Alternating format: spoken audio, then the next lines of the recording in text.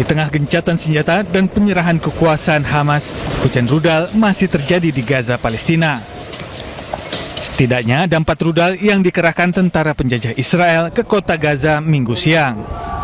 Akibat genosida Israel ini, 4 orang warga sipil Palestina syahid.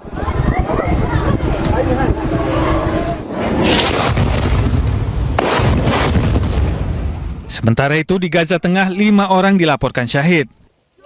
Peristiwa ini terjadi setelah serangan pesawat tak berawak dan tembakan pasukan teroris Israel di kamp pengungsi Al-Bureij. Serangan drone penjajah di sebuah pandai besi di lingkungan Sabra, kota Gaza, menewaskan sedikitnya 4 warga sipil Palestina. Menurut Kementerian Kesehatan Gaza, selama perjanjian damai Hamas-Israel, serangan udara di Gaza telah menewaskan 1.098 orang dan melukai 3.535 warga Palestina. Ya Allah! Ya, Pak Nasir, kita lanjutkan. Nah, tadi sebelumnya dikatakan bahwa Selat Hormuz ini kembali ditutup, begitu ya. Nah, apakah dari penutupan Selat Hormuz ini akan berdampak langsung ke khususnya dengan harga minyak mentah dunia, terlebih lagi ke Indonesia, dan akan mempengaruhi harga BBM di Indonesia? Sekarang pun sudah naik hampir 10%. Yes. Brand, Texas itu sudah naik 10%. Dan kalau ini ditutup blokadenya, itu pasti akan di atas 100, nggak ada jalan lain. Karena apa? Karena kan lebih dari 40% itu lewat dari laut Arab gitu ya, Teluk Hormuz, tapi juga Oman, Iran, Bab el Mandab. Itu kan semua jalur ya yang tadinya disepakati bahwa Iran dan Oman yang akan mengatur dua itu dengan pembicaraan dengan tetangga-tetangga. Tapi tiba-tiba Trump gitu menyatakan bahwa dia yang menguasai itu kan dengan akan memblokade. Itu kan melanggar, yaitu kesepakatan nomor 5 dalam MOU-nya itu kan yang sudah ditandatangani, dilanggar oleh Trump gitu. Jadi ketidakpastian ini yang membuat harga akan naik. Dunia minyak dan gas dan alat campuran pupuk gitu ya, fosfat macam-macam itu kan datang dari sana. Itu akan mempunyai dampak yang sangat besar. Menurut saya dampak ini dapat ditangani kalau Indonesia bisa mendapat suplai minyak secara teratur dengan harga yang bagus gitu kan. Ini berarti bukan hanya blokade itu harus dibuka, tetapi Indonesia juga mulai membuka jalur dengan negara-negara penghasil minyak dan gas dan juga bahan pupuk gitu ya. Iran itu termasuk salah satu yang bisa membantu kita gitu kan. Makanya hubungan bilateral yang baik antara Indonesia dan Iran itu akan mempunyai dampak yang sangat bagus bagi Indonesia. Tapi juga buat Iran, karena dengan hubungan bagus itu Iran juga bisa membeli dari Indonesia karena banyak sekali produk-produk yang dibutuhkan dari Indonesia oleh Iran gitu. Dan saya melihat dampaknya itu bisa dicegah kalau kita mempunyai sahabat-sahabat yang bisa membantu pasokan kita, memberi jaminan dengan kontrak jangka panjang pengiriman minyak. Tapi ada beberapa PR kayaknya kita harus lakukan ya. Seperti kita baca gitu, di masa lalu Iran itu sedikit marah karena ada masalah kapal tankernya di Batam gitu, salah satu kan. Itu kan bisa diselesaikan dalam working group sebetulnya kan, antara dua negara kan. Itu nggak perlu kepala negara, itu working group lah gitu antara Pertamina segala macam. Itu kemudian di masa lalu katanya pernah juga dua kapal Iran ikut mau perang latihan perang bersama, tiba-tiba begitu sampai disuruh Amerika pulang, maka Indonesia menyuruh mereka pulang juga. Ini harus diverifikasi. Saya sampaikan di sini itu yang saya dengar dari sumber-sumber dan yang pernah resmi sumber-sumber itu kan. Dan itu harus dicek. Jadi hal-hal semacam apa sih yang pernah mengganjal kita gitu ya, yang kita selesaikan. Karena artinya persahabatan itu juga harus diwujudkan dalam tindakan-tindakan nyata yang saling menguntungkan antara kedua belah pihak. Untungnya sekarang kedua belah pihak ini sudah terbuka. Dan ini sesuatu yang kita syukuri, berarti tekanan terhadap ekonomi Indonesia setidak-tidaknya karena perang ini masih bisa direkayasa oleh pemerintah Indonesia.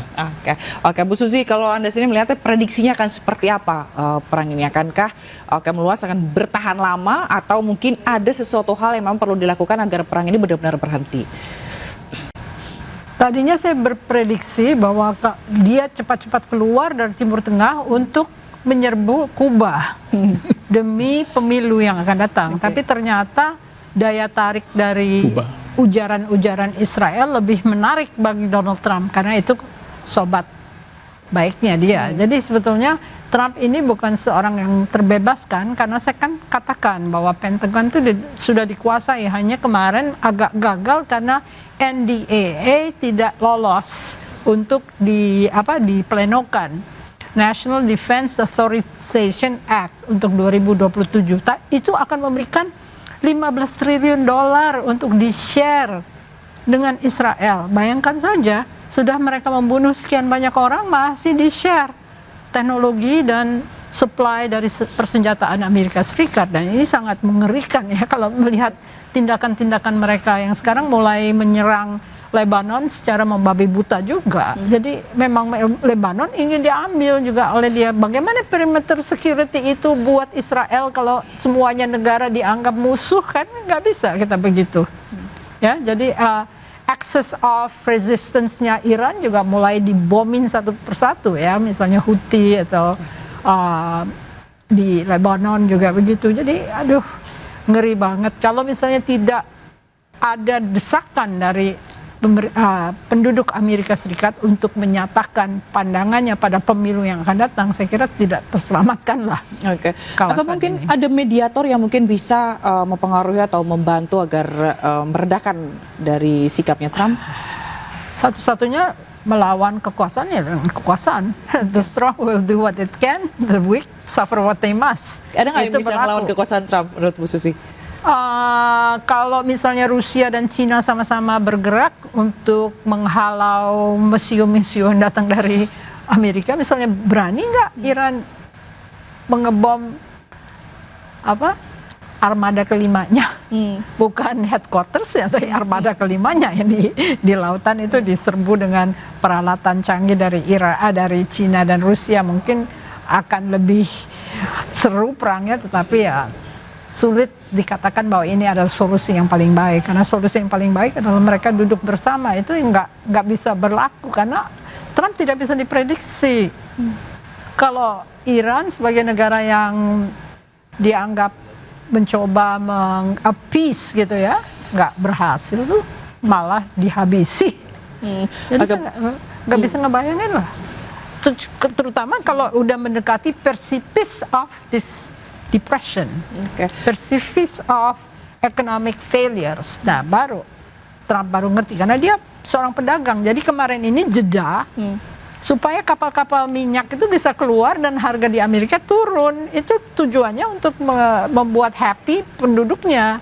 Tapi sebetulnya perang akan diteruskan lagi karena dia pikir udah cukup lah itu minyak-minyak yang bergelontoran di seluruh dunia menurunkan, tiba-tiba sekarang naik lagi semua. Mungkin dia akan berpikir lagi nantinya.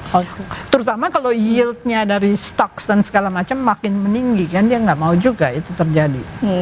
Oke, Pak Nasir, singkat saja terakhir apa jadi prediksi dan harapannya tentunya tentang perang ini?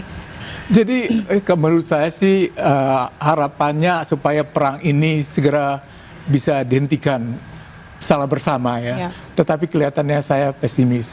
Tapi dalam jangka pendek, saya berharap 2 tanker Pertamina yang ada di sana yang masih belum bisa berangkat pulang ke tanah air, segera dibantulah untuk segera pulang, karena itu juga akan membantu kita. Jadi tadi dilandasi dengan hubungan yang baik itu. Dengan hubungan yang baik. Oke, baik. Terima kasih Ibu Susi Sudarman, pengamat hubungan internasional, dan juga Bapak Nasir Tamara, pakar Timur Tengah, telah bergabung di Deep Prime Show. Salam sehat selalu. Terima kasih Bapak Ibu. Selamat malam. Terima kasih banyak. Dan pemirsa jangan kemana-mana karena kita akan kembali sesaat lagi. Tetaplah bersama kami. Tunggu dulu.